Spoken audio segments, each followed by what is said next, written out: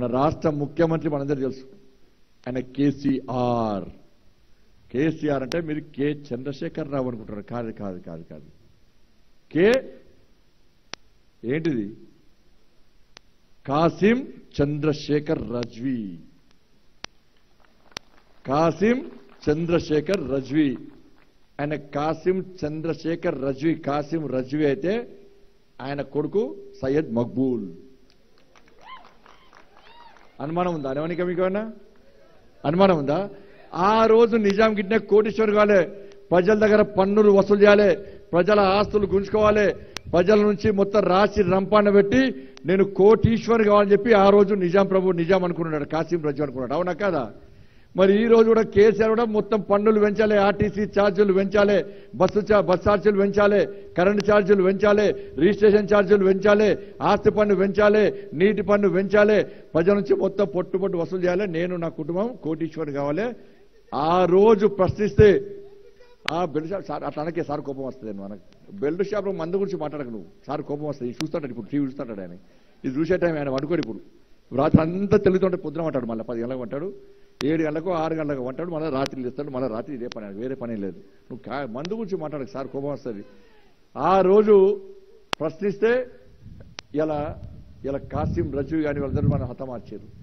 ఈ రోజు ప్రశ్నిస్తే కూడా ఇలా రాష్ట్ర ముఖ్యమంత్రి జైలుకు పంపుతున్నాడు. అందుకే 17th సెప్టెంబర్ ఇదే రాష్ట్ర ముఖ్యమంత్రి చెప్పాడు. 17th సెప్టెంబర్ను ఉద్యమ సమయంలో కాంగ్రెస్ పార్టీ అధికారంలో సమైక్య రాష్ట్రంగా ఉన్నప్పుడు ఏమే కాంగ్రెస్ పార్టీ చౌటల్లారా దద్దమ్మల్లారా అనేక మంది వీరుల త్యాగాల ఫలితంగా తెలంగాణ రాష్ట్రానికి 17th సెప్టెంబర్ రోజు స్వాతంత్ర్యం వచ్చింది. మా వీరులు తెచ్చిన స్వాతంత్ర్య దినోత్సవాన్ని మా తెలంగాణ రాష్ట్రంలో జరుపుకోనివరా? ఇదెక్కడి పాలన? చౌటల్లారా దద్దమ్మలారా కాంగ్రెస్ పార్టీ నాయకులారా బయటికి రండి, మన స్వాతంత్ర దినోత్సవాన్ని మనమే జరుపుకుందామని చెప్పి ఆ రోజు మాట్లాడిన ముఖ్యమంత్రి ఈరోజు తెలంగాణ రాష్ట్రం వచ్చిన తర్వాత వాళ్ళ 17th సెప్టెంబర్ను ఎందుకు జరుపుతలో సార్ అంటే, ఇంకెందుకు 17th సెప్టెంబరు? ఈ గుండ్రాంపల్లిలో త్యాగం చేస్తే తెలంగాణ వచ్చిందా? గుండ్రాంపల్లిలో కాసిం రజ్వీ చేతిలో సయ్యద్ మక్బూల్ చేతిలో హతమార్చబడితే తెలంగాణ రాష్ట్రం వచ్చిందా? స్వాతంత్రం వచ్చిందా?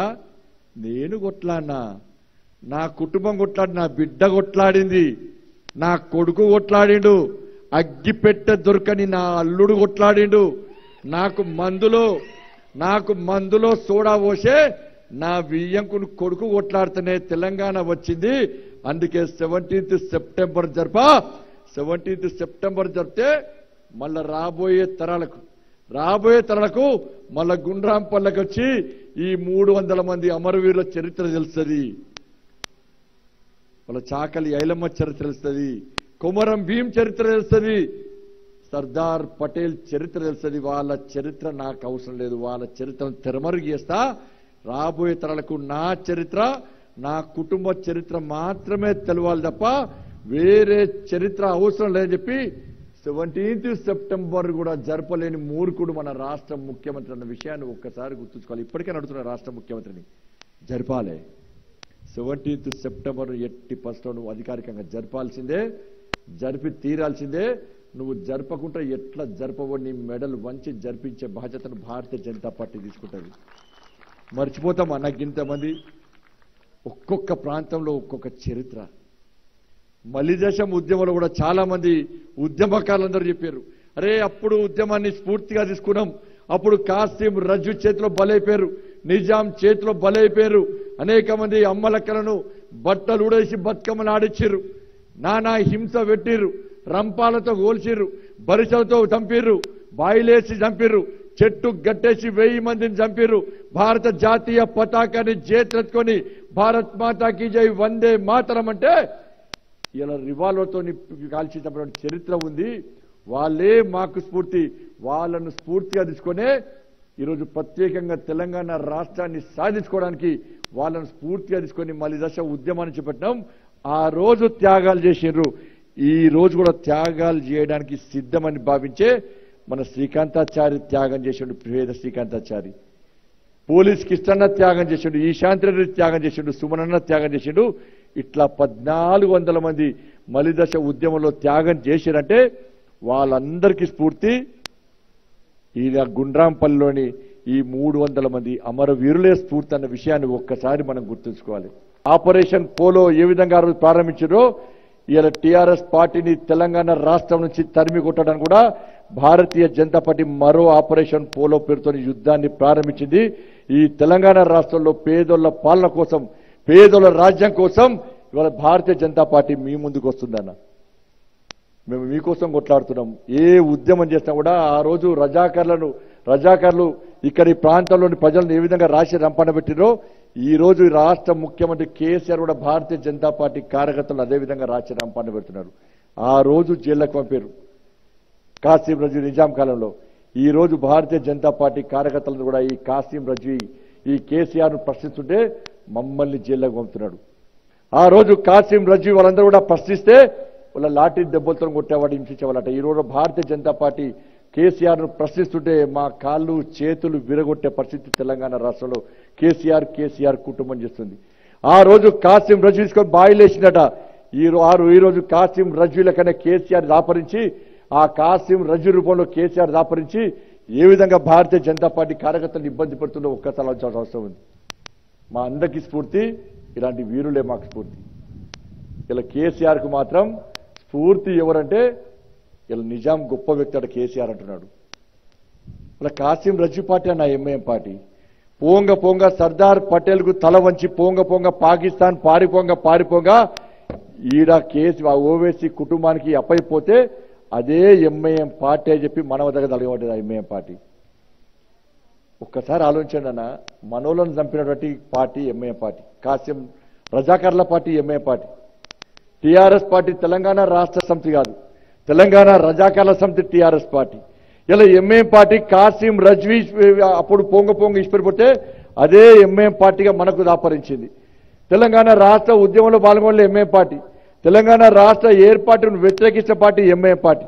ఇవాళ కాసిం రజ్వీ లాంటి ఆ పార్టీని సంకలేసుకొని తిరుగుతుండే రాష్ట్ర ముఖ్యమంత్రి కేసీఆర్. అరే మనోలను చంపిన పార్టీ, మనోలను చంపినటువంటి ఆ కాలంలో కాసిం రజ్వీ పొంగ పాకిస్తాన్ ఇష్టపడినటువంటి ఎంఐఎం పార్టీని పొత్తు పెట్టుకొని మన రాష్ట్ర టీఆర్ఎస్ పార్టీ ముఖ్యమంత్రి సంకలేసుకొని తిరుగుతుంటే మన వీరుల త్యాగాలను అవమానపరిచట కాదా ఒక్కసారి ఆలోచించండి. మన వీరుల త్యాగాలను కించపరచట కాదా ఒక్కసారి ఆలోచించండి. మీ అందరినీ అవమానపరచట కాదా ఒక్కసారి ఆలోచించండి. కేవలం ముస్లిం ఓటు బ్యాంక్ కోసం, మైనార్టీ ఓటు బ్యాంక్ కోసం ఇవాళ మన త్యాగాలను, మన అమరవీరుల త్యాగాలను విస్మరించి మన త్యాగాలను ఇలా కనీసం తెరమరుగేసి ఇవాళ కేవలం రాజ్యాధికారం రావాలి, నేను ముఖ్యమంత్రి ఉండాలి, నా కుటుంబం రాజ్యం వెళ్ళాలని చెప్పి ఇలా కాసిం రజ్వీ పార్టీ అనేది ఎంఐఎం పార్టీతోని చట్ట పట్టాలు వేసుకొని తిరిగి ఏ విధంగా తెలంగాణ రాష్ట్రంలో ఓటు బ్యాంకు రాజకీయాలకు పాల్పడుతుండో రాష్ట్ర టీఆర్ఎస్ పార్టీ, గతంలో కాంగ్రెస్ పార్టీ అదే చేసింది, తెలుగుదేశం పార్టీ అదే చేసింది. ఈ రోజు టీఆర్ఎస్ పార్టీ కూడా ఎంఐఎం పార్టీతో చట్ట పట్టాలు వేసుకొని తిరుగుతుంటే మరి ఏ విధంగా మనం భరించాలో, ఏ విధంగా సహించాలో ఒక్కసారి అర్థం చేసుకోవాల్సిన అవసరం ఉంది. అందుకే భారతీయ జనతా పార్టీ ఈ వీరుల త్యాగాలను స్ఫూర్తిగా తీసుకొని, ఈ అమరవీరుల త్యాగాలను స్ఫూర్తిగా తీసుకొని, వాళ్ళ బలిదానాలను ఆదర్శంగా తీసుకొని ఎట్టి పరిస్థితుల్లో వాళ్ళ త్యాగాలను వృధా పోనీయం, వాళ్ళ త్యాగాలను తెరమరుగేయం, ఆ చరిత్రను తెరమరుగేయం. తప్పకుండా పాఠ్యాంశాల్లో ఈ గుండ్రాంపల్లి చరిత్రను పాఠ్యాంశాలు పక్కా చేరుస్తాం. ఈ గుండ్రాంపల్లిను అభివృద్ధి కేంద్రంగా, స్ఫూర్తి కేంద్రంగా భారతీయ జనతా పార్టీ ప్రభుత్వం ఏర్పడ్డ వెంటనే తప్పకుండా స్ఫూర్తి కేంద్రంగా మేము తయారు చేస్తాం. హాయ్ ఫ్రెండ్స్, మా టుడే టుమారో యూట్యూబ్ ఛానల్ చూస్తున్నందుకు చాలా థ్యాంక్స్. మరిన్ని లేటెస్ట్ వీడియోస్ కోసం వెంటనే సబ్స్క్రైబ్ చేయండి. అలాగే ఈ బెల్ ని కూడా రింగ్ చేసేయండి. మా నోటిఫికేషన్స్ అన్ని మీ మొబైల్లో వస్తాయి. అలాగే మా వీడియోస్ మీకు నచ్చితే లైక్ చేయండి, షేర్ చేయండి, నచ్చకపోతే కామెంట్ చేయండి.